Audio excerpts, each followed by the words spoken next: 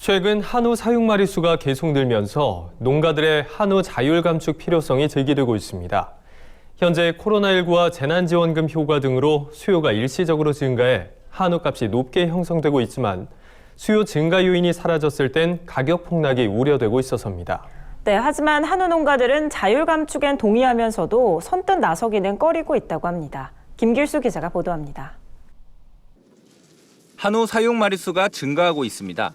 2020년 1분기 가축동향조사에 따르면 지난 3월 한우 사육 마리수는 300만 6천 마리로 전년 대비 3.4% 늘었습니다.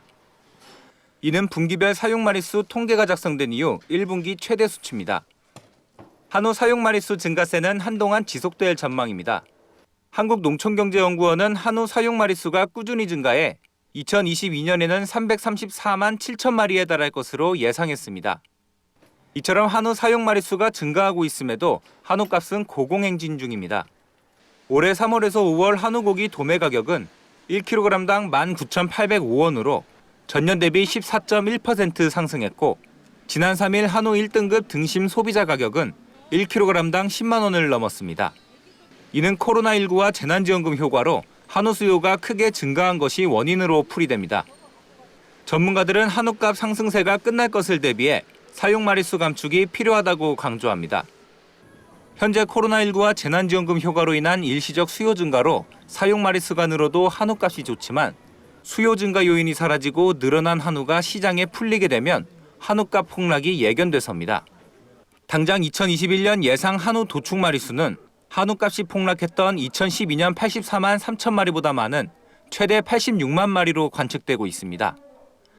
한우 도축 마리수도 늘어나고 있는 상황인데 가격이 높게 형성된 부분은 일시적인 수요 증가가 원인이라고 볼 수 있는데요.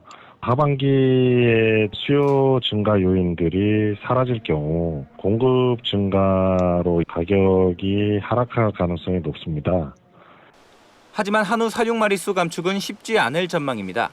사육 마리수 감축을 위해선 농가들의 자발적인 수급 조절이 필요한데 농가들이 사육 마리수 감축 필요성은 공감하지만 선뜻 참여하기는 꺼리고 있어서입니다. 많은 농가들이 줄여야 된다라고 하지만 실제로는 줄이지를 않는다는 거죠. 그건 왜 그러냐면 과거에 이제 경험을 통해서 일종의 학습 효과가 형성된 거라고 볼 수 있습니다.